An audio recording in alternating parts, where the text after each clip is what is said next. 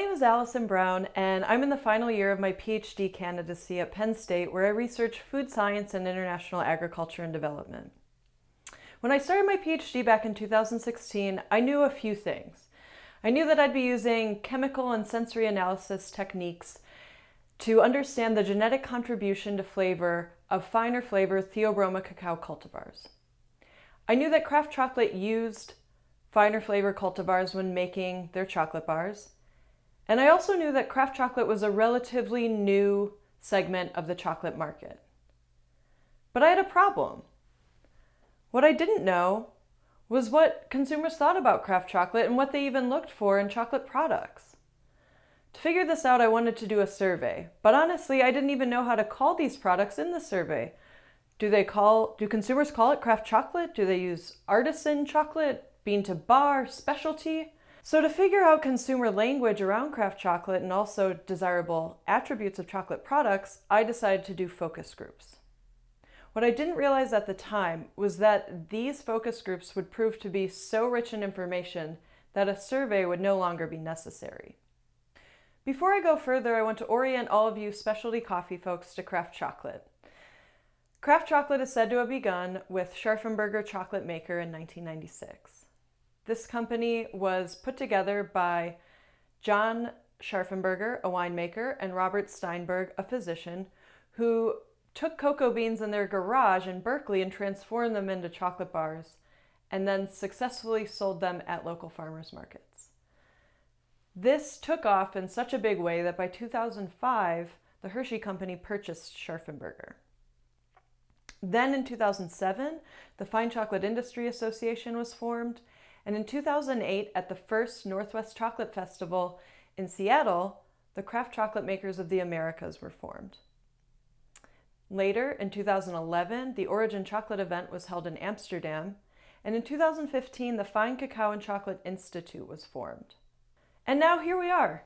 As of 2018, 300 craft chocolate companies exist in the US, forming a roughly $100 million segment of the $18 billion US chocolate market. So craft chocolate's important. It is a growing industry, even in spite of the pandemic. It's the target of multinational acquisitions, and many say that it will follow the trend of craft beer and specialty coffee. So when we sought out to do our study, there had only been one other study that invested craft chocolate consumers. And because the definition of craft chocolate is fairly nebulous, we use the definition provided by Dr. Christy Leslie in her 2017 paper. In this definition, she states that a craft chocolate maker must start with cocoa beans and produce finished chocolate, or bean to bar. The maker must not be owned by one of the big five multinationals, and they must have been established in the recent wave of innovation since 1997. So now that we're clear on what we're talking about, I'd like to take you back to the objectives of our work. Objective number 1 was to gain insight into American premium chocolate consumer perception of craft chocolate, and objective 2 was to identify search, experience, and credence attributes that are important to American premium chocolate consumers. And I didn't touch on this a lot previously, but essentially when I looked at the academic literature about desirable chocolate attributes, there were only 1 or 2 papers out there, and our understanding just isn't very fleshed out about what consumers look for in chocolate products. So you might be wondering why we wanted to recruit premium chocolate consumers. And the reason is because in central Pennsylvania, we don't have access to craft chocolate consumers. But we thought, you know what, this is okay, because premium chocolate consumers are the most likely segment of chocolate consumers to trade up to craft chocolate. So this would be worthwhile information to gather. We defined our premium chocolate consumers as those who consumed chocolate from daily to 2 to 3 times per month, and then they had to have weekly to monthly consumption of premium chocolates. Also, when we screened participants for our focus groups, we wanted them to be articulate so that when they came into the room, they could just start talking right off the bat about what was interesting to them. So let's get to the method. Typically, focus groups consist of a group of 6 to 12 people who have a guided conversation about something that can later be analyzed. For us, this was 4 focus groups that we separated by gender, which is best practice. At the beginning of the focus group, we had our consumers explain this projective mapping activity that we had them do as homework. And then later we ate through 5 different chocolate bars that were representative of different groups of chocolate as determined by the National Confectionery Association, or NCA. So in this case, we had a mainstream chocolate bar, the Hershey bar. We had premium chocolate as determined by the NCA, so that was Lindt, green and black, and then endangered species. And then we had a craft chocolate bar, which fit Dr. Christy Leslie's definition of craft chocolate, and that's our dandelion chocolate from Madagascar. So you might be wondering about this projective mapping activity. And we did this because we wanted to send participants home with some homework to do before the focus group. That would be a nonverbal activity that they could do in their own time that would still provide us rich information about what they think about these products. And so in our case, our participants were given an 11 by 17 inch sheet of white paper and then 47 different stickers of chocolate products. They were given the instruction that they should evaluate the chocolate products based upon similarities or dissimilarities in quality attributes by placing them on the map. And then they were also invited to add categorical names if they chose. So the result looks like this. We got 27 really unique product maps back. And you might be wondering, like, how on earth do you analyze that?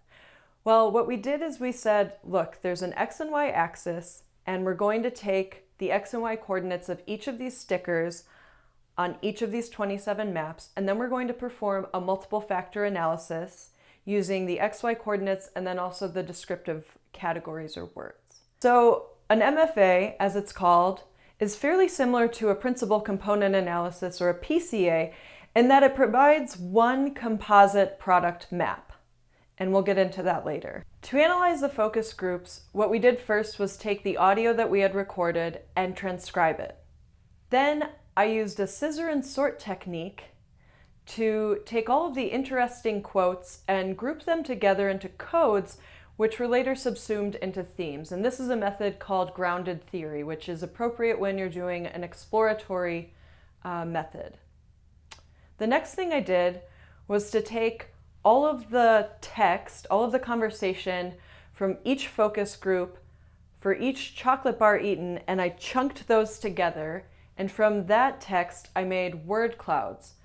From those word clouds, what we can see is how frequently words were used and how infrequently other words were used. So let's get right to the results. And we could talk about the word clouds for a very long time because they're so rich in information, and I'm very excited to do this during the Q&A session with all of you. But for now, I'd like to draw your attention to 2 things.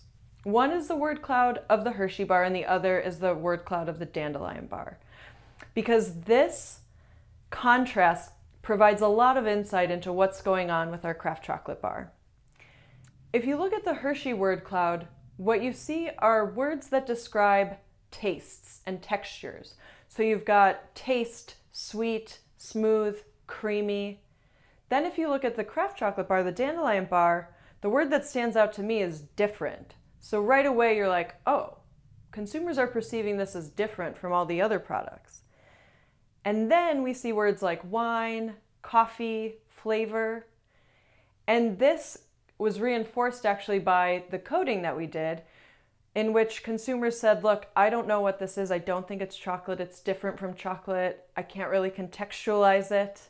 And so this emerged as kind of one of the main themes about, how do consumers perceive craft chocolate? And it was different and also difficult to contextualize.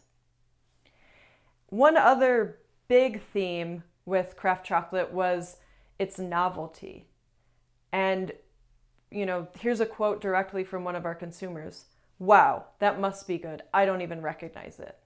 And this to me embodies, the novelty of the product and how, because it's novel, it's inherently good. Let's move on to our findings with regards to desirable chocolate product attributes. So for these attributes, we used a framework provided by Darby and Carney, who did marketing research in the 1970s, and came up with search, credence, and experience attributes as the main attributes that consumers look for in products. In this case, search attributes are those that you can see on the grocery store shelves. Experience attributes are those that you experience while you're consuming the product. And then credence attributes are a little bit trickier, and those are ones that for which the true value cannot be verified and is impressed upon the product by the consumer. So from these attributes, we created a desirable chocolate product attribute concept map, and I hope that that'll provide a nice guide as we move forward. Let's get into the search attributes first. So for these, we found segmentation, price, availability, and packaging to be the most important. And without further ado, here is our product map created from our multiple factor analysis of the projective mapping activity. And I believe that this product map outlines very well a lot of these search attributes. So I'd like to get right into it. If you can recall, consumers made these maps using stickers and didn't consume the product. So effectively, these maps are created using extrinsic attributes only, unless that consumer had previously consumed the product. So one valuable thing to note is how these consumers segmented the chocolates. And I drew some circles around to guide us, but basically in the bottom right quadrant is candy, in the bottom left quadrant is a premium segment, and in the top middle is the special occasion segment, as we called them, and as emerged from the coding of the projective maps. What's interesting to note is that this is a different segmentation from the one that the NCA, the National Confectionery Association, does with chocolate products. For them, they segment based upon cost, and so its cost per pound of chocolate determines which segment those products go into. Another thing that I would like to draw your attention to is the fact that craft chocolate and premium chocolate products ended up together in the bottom left quadrant. And this is interesting because it indicates that consumers are perceiving these products as the same and not discriminating them, which, if you're a craft chocolate maker and you're selling your chocolate bar for $5 to $20, whereas premium chocolate is sold for about $4 a bar, you're directly competing with those premium chocolates. You may want to look at ways to differentiate your chocolate products from those that are premium. So I'd like to move forward using consumer quotes directly to explain these different sub-attributes of search attributes. And the first one is segmentation. And for this, the consumer said, "Over here is Grandma's chocolates. The Whitman sampler, you go to old folks, this is what they buy," when the consumer explained their product map. Next is price, and this also came up on the product map as well, where we saw this kind of overlay with the words expensive and high quality, which were equidistant between special occasion and premium chocolate. And so for price, this consumer said, "These are a little more sophisticated, and so my brain just thinks they must taste better, they must be higher quality. Also, they're more expensive, so I think it's better."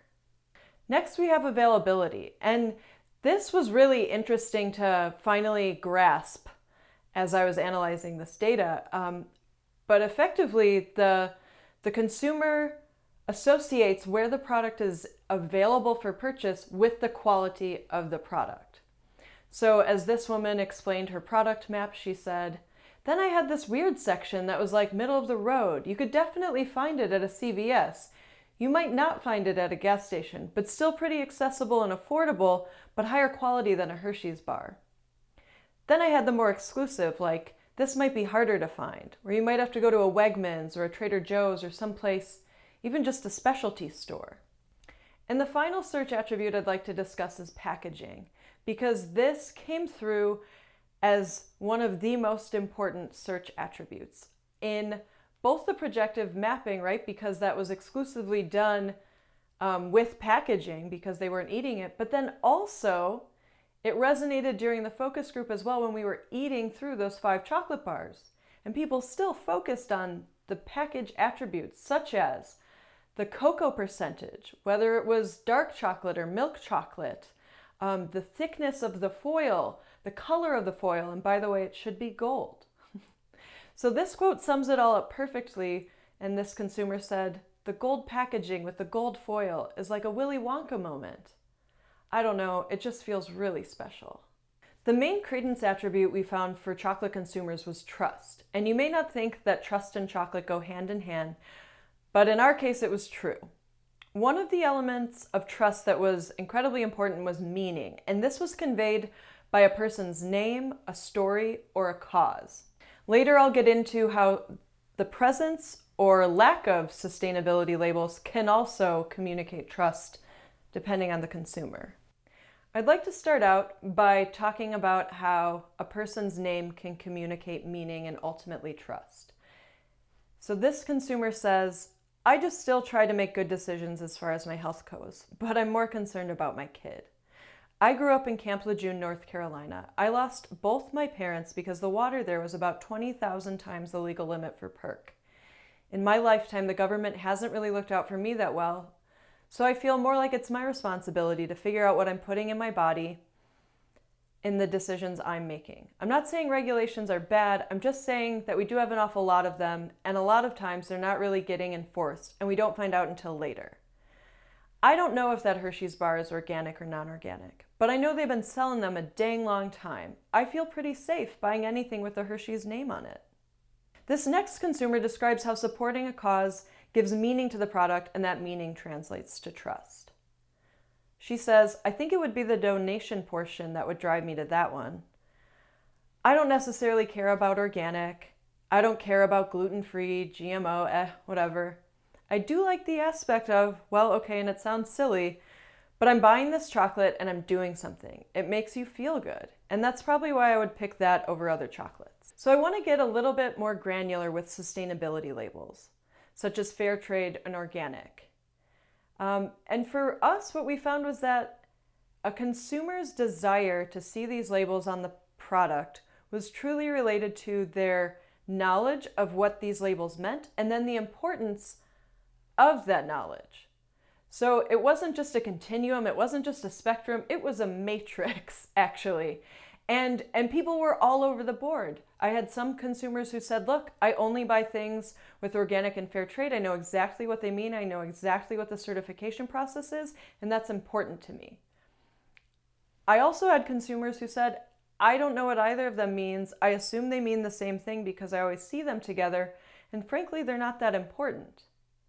But then I also found that we had consumers everywhere in between too, with varying levels of importance and willingness to purchase products with sustainability labels on them.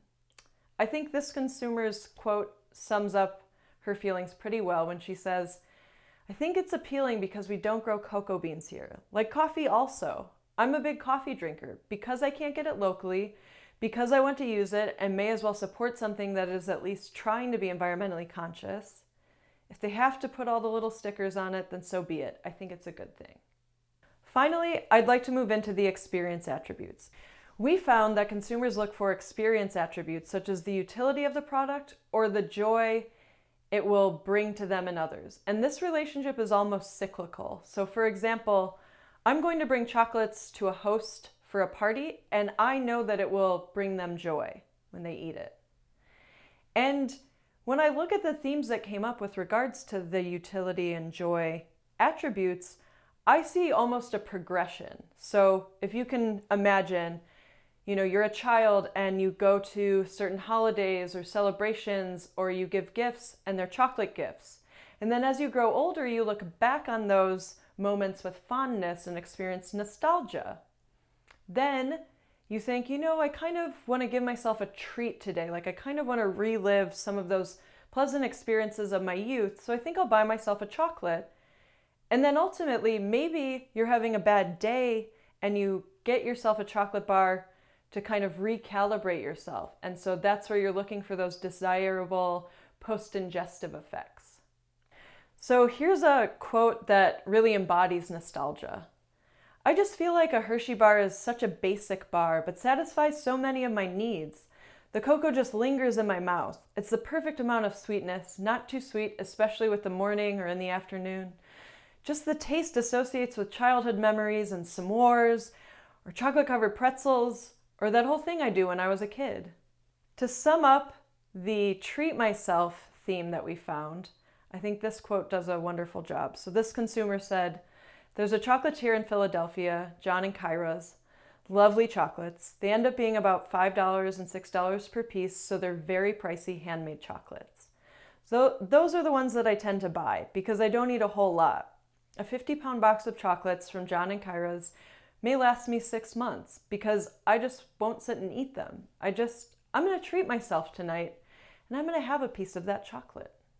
And finally, I'd like to read you a quote that's exemplary of desirable postingestive effects. So this woman said, "I have been known, in desperation, to drink Hershey syrup straight out of the container. This is the only group I've ever said that to. It's an emergency bottle that you don't have to bother chewing." I hope that with my talk today, I've been able to provide you with some, chocolate for thought as you move forward in the world of coffee. I think one thing that's massively important is that you can really learn a lot from consumers when you ask the right questions and use the right methods. One other thing I want to highlight again is just that consumers might think about products differently than, your governing body or your industry organization. And in this case, our consumers thought differently about segmenting out their products than the National Confectioners Association.